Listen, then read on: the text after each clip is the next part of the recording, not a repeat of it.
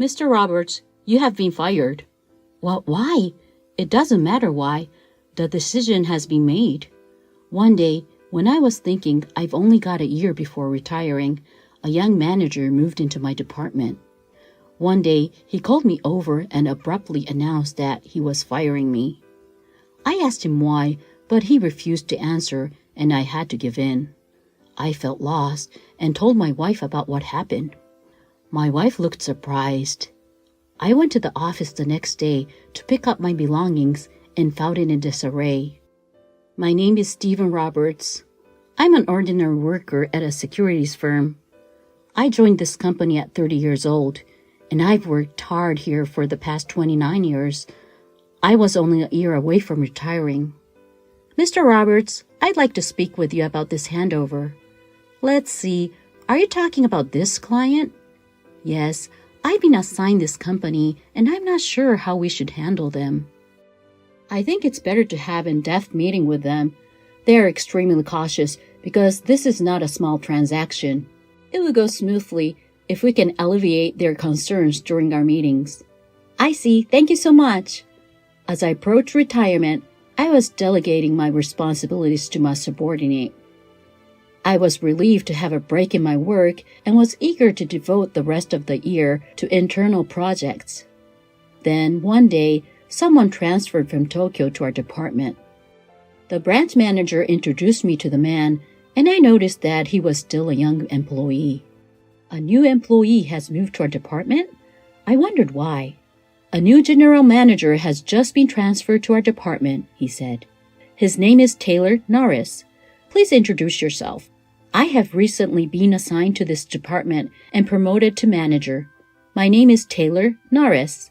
I am still young, but I will do my best to lead you all in the same manner that my father led this company. I am excited to work with you all.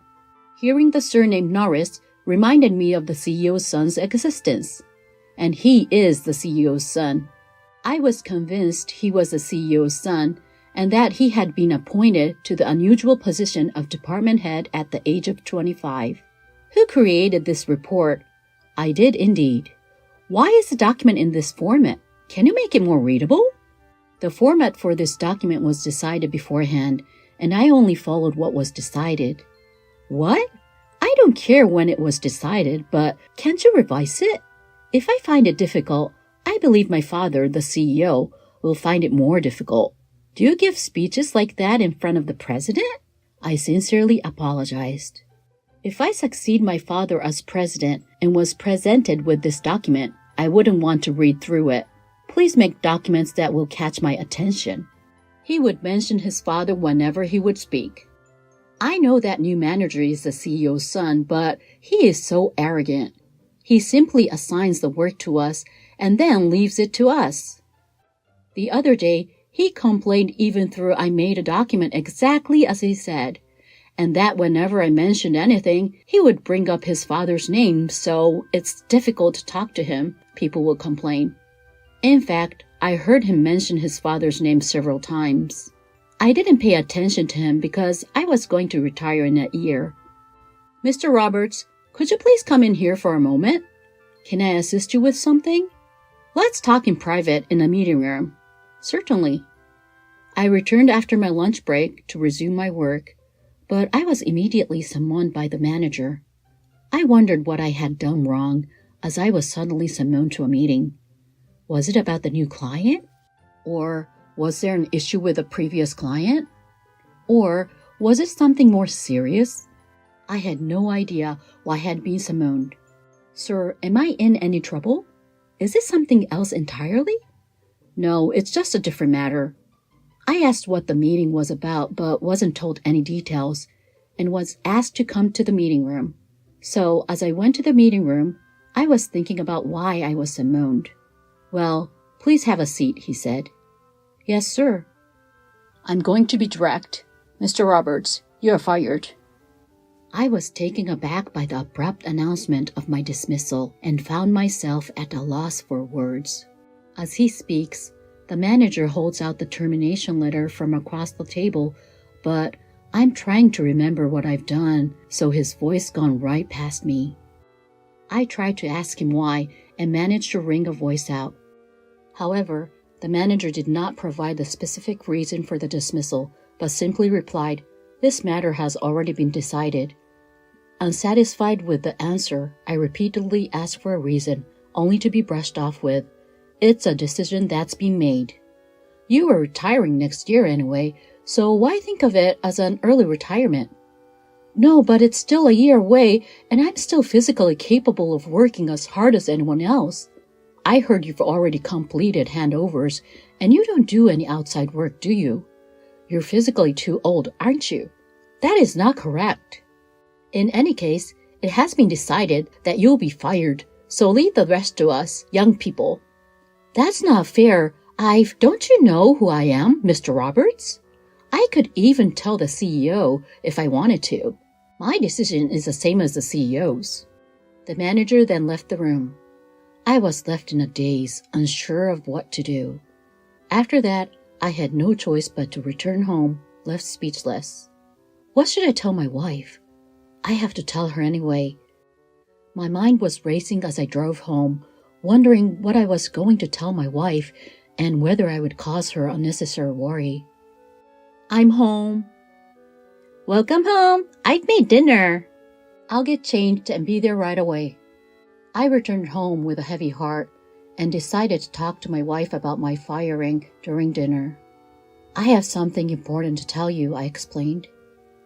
"Has it anything to do with you feeling down when you got home today?" "Yes, I have been laid off from my job." I couldn't look my wife in the eyes as I spoke. I couldn't help but look down, worried about how much I would disappoint her, when I heard a surprising response. "I'm so happy you have left your company at last." I expected my wife to be worried about me, so I looked up in surprise when I heard her reply full of happiness. "You've put in so much effort. Let's take it easy from now on." When I looked at my wife's face, she was smiling and seemed to be in a good mood. And my wife held no grudge against me for being fired. "Well, I'm off to work," she said. "Have a safe journey. I'm just going to get my stuff and will return early." I went to the office the next day to gather my belongings. The atmosphere in the office was unusual when I entered as usual. What is its identity? Who did it? What's wrong with this client? "There's a phone call for you, sir." Another phone call in these circumstances? When I arrived on my floor, the manager was in a panic. What's happened this morning?" I asked. "Why is the manager in a panic?"